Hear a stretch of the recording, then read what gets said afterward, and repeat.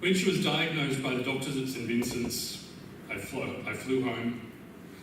I was in that room 2 days later. I walked into the room for the first time. It was just her and I. Gave her a hug, cried. She wasn't crying. She gave me a hug. She said, "Have a good cry." People are going to think it's strange that I'm not crying.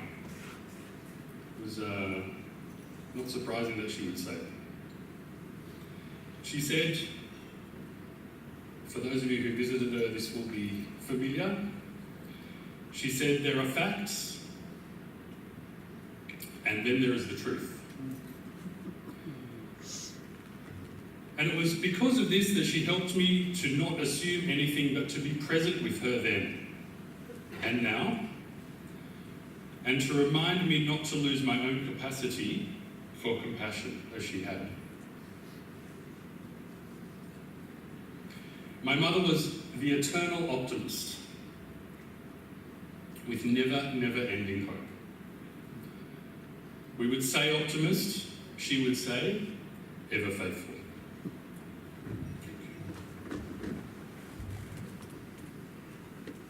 Now I'll ask Sarah. Thank you, Sarah.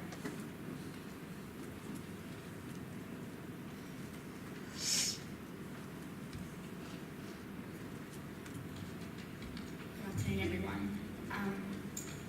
You know Lela, and I know Nana, and she's also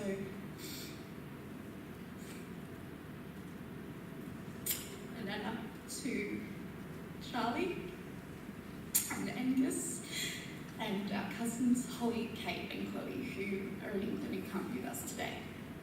And this was written by Holly, her eldest granddaughter, and it's called Things I Love About Nana. The way you call us Snooksy, the way you call me Hol Hol, the way you laugh, the way you told us made-up stories when we were little, the way you tell us real stories now, which is so fantastic they sound made up. Your hand gestures when you tell stories, your pretty nighties, snuggling up for morning story time whenever you visited when we were little, when you put your arm around me and we do a little two-step dance. Your beautiful singing voice, your delicate hands and soft skin. Even now when you don't like the way they look or work, I love them. Your many and varied facial expressions, your lipstick, your gula malacca, your love of your heritage and Denmark. The way you asked us questions about what we like because you want to know us better after time apart. Your ability to make friendships around the world, your fabulous sense of style, your passion for learning, your unerring faith, your travelling bug, your generosity, your magnanimity, your humility, your sense of wonderment, and pretty much everything. Thank you.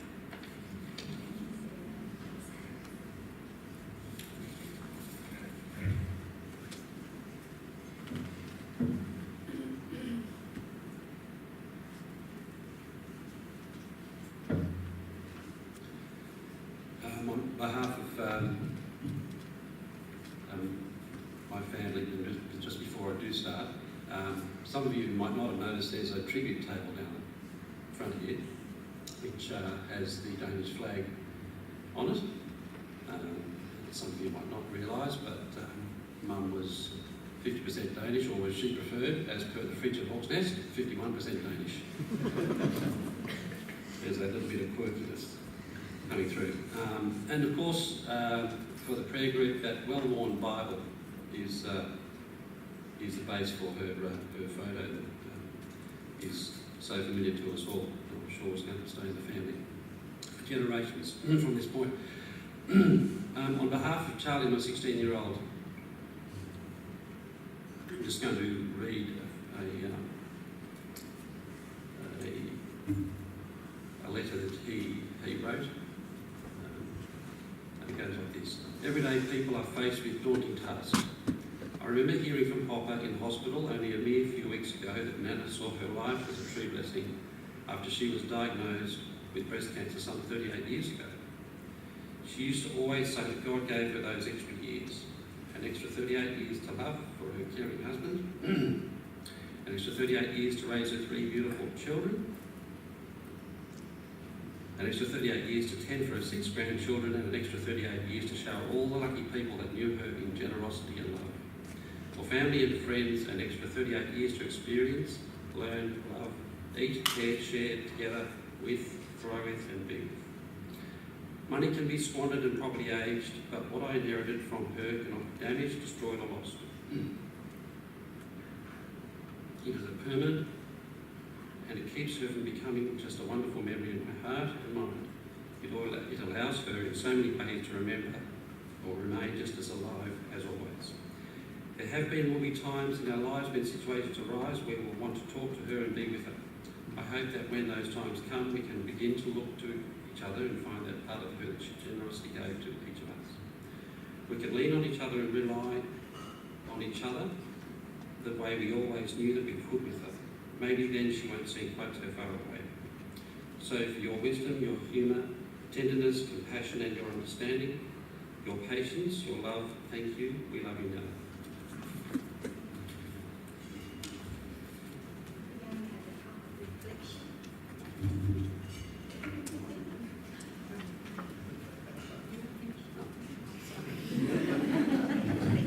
So we're not. Channeling my younger son. My older son, sorry. So how do we describe a person? A death certificate suggests and asks for an occupation, but I'd like to suggest that's for statisticians. In Mum's case, and Dad's, travel is a metaphor for life, in many forms and meanings of the word. So we were around the dining table a few weeks ago now. Leadfoot Lela, the travel agent, the gap year specialist, the Bible sales director, explorer, believer, optimist, missionary, Christian, Viking heroine, possibly not, language teacher, monarchist, for sure, champion of the underdog, religious nomad, faithologist, spiritual leader, pen friend, certainly, and in my case sometimes the Grand Inquisitor and the Gloomeister. Mum, the traveller, had at least 11 different homes built with Dad, some of them in 6 different countries. And you've got to remember, in those days when they were travelling and forming a career and a family, there was no email, no fax, there was telex, I suppose, an urgent situation. Planes were extremely expensive to travel on.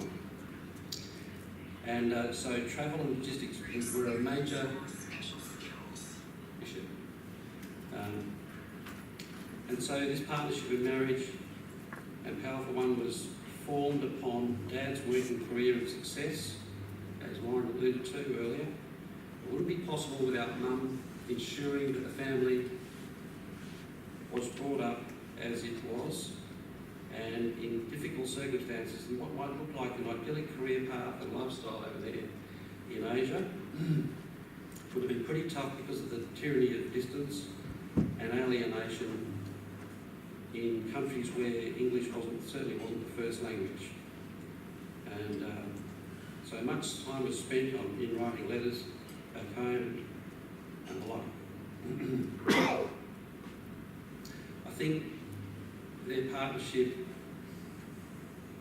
formed then was and became one of great resilience and adaptability. And like many people in that generation, they did or made the best of what they had, and they certainly did. Daughter of a Dane, and as I said before, 51% Danish, if you like to think, notwithstanding the Anglo-Celtic mother. Possibly brought some of the travel ambitions and that curiosity to explore the world and whatever life had to offer. And there was a steely resilience, I think, in Mum, which is evident in the best of us, I think. But of course, none of that would be possible without a deep faith I think she always held. Wife, mother, friend to such a diverse group of friends, and as witnessed here, and I thank you for your presence here, as we all do, as symbolic of the many people she came in contact with and touched. She was a kind, gentle, introverted without being shy, smiling, welcoming and generous lady with, as has been described before now, style, poise and a lot of self-discipline. She had a curious mind, loved to talk to people, lots of questions, and always saw the good in people.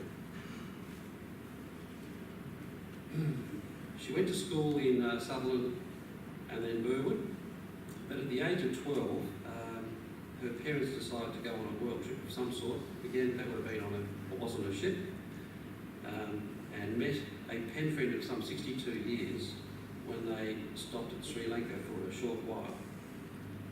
Her name was Malcanthi Pereira, and they were in contact up to the end. After school, she went to work at P&O, again another travel link. And then, of course, as Warren talked to earlier, Mum and Dad met on the beach at Cronulla. And that particular beach is the right-hand photo on the table down here.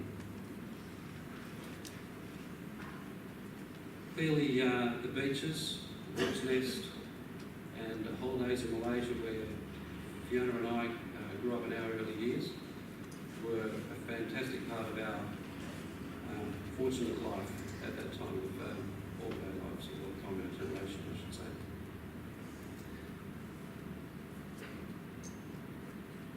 In Asia, or in Malaysia, more importantly, I think, Mum became a great cook of the local dishes up there.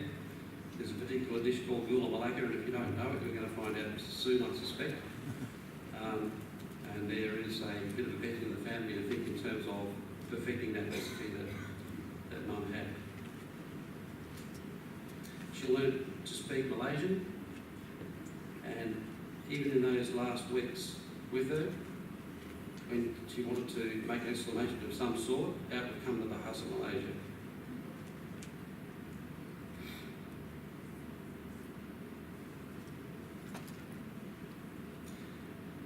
Amongst her achievements was to get a diploma in theology, which was somewhere between when they were living between Lane Cove and back at Yowie Bay. And she took, I think, or had made a great fulfilment in that, getting that achievement, making that achievement possible. Mum and Dad's earlier experience with the racial riots in Malaysia and the trouble and unrest in Burma, which saw Carrie very recently exit Burma, I think gave Mum some sort of a reference point to helping people, or an obvious reference point to helping people. And when they were back in Sydney, and there was an opportunity to help the Vietnamese settle back into Australia, Mum put herself headlong into that and built some wonderful relationships, and it's wonderful to see some of the Vietnamese community here today, and thank you for coming, and beforehand in our service at Sutherland. Of course, Mum and Dad finally settled up here in retirement of sorts, and it's been noted that they love this place, and Mum certainly loves this church.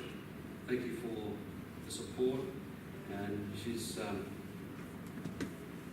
she really felt part of this community and the U3A choir. Being involved with Meals on Wheels, I think she was the instigator of the table tennis nights up here for the young folk. Great joy from doing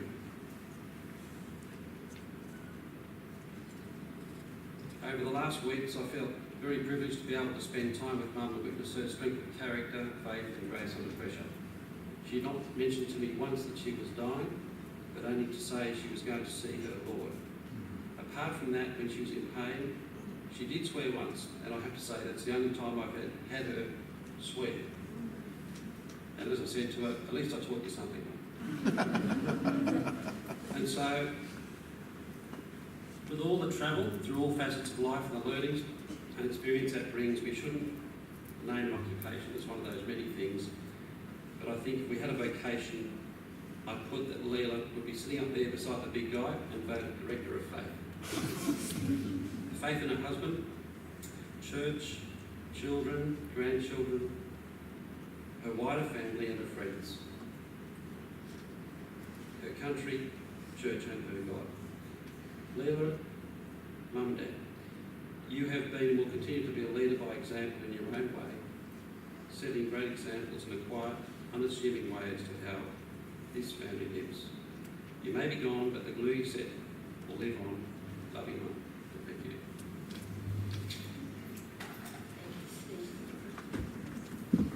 Now we will have reflections.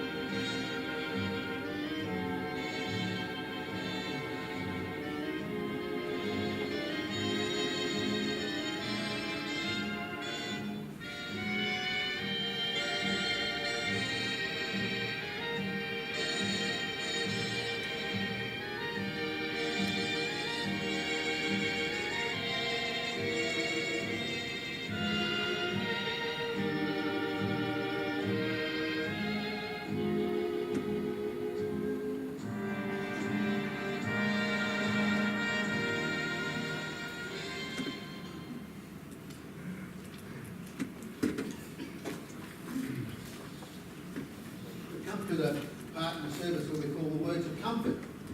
The purpose of the words of comfort is to bring words of comfort to the family. In some cases, it's very hard to do that. Here, with respect to Lela, the comfort is already there. Because it's Lela that we're talking about. It's Lela whose life we are celebrating. If Lela stood here today, I believe so, her words would be, "How good is God? How good is God?"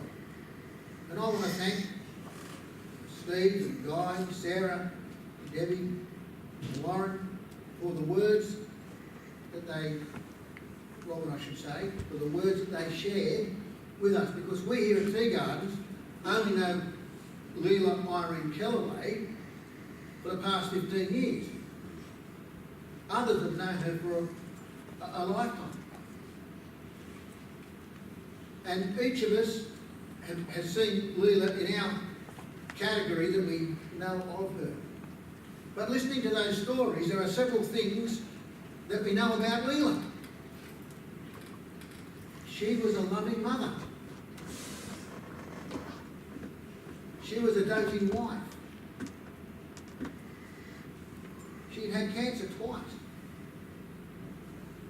She had good friends. Isn't that right, one? She had good friends. But most of all, she loved the Lord. And as Guy put it, she not only knew the truth, she lived the truth.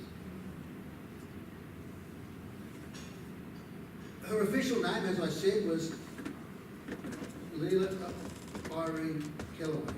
But we knew her up here as Lela and Peter, or Peter and Lela. And that's how we knew them. I first met them when we were in the old bowling club as pastor of the Tea Gardens Church. They were moving up here. And I can remember Peter and Lela saying to me, "Look, we've got some things we need to store. Can we store them at the church?" "Sure, go right ahead." And that was, I remember Peter and Lela sort of saying, "Look, we have to ask, but we sort of really weren't expecting that we'd get a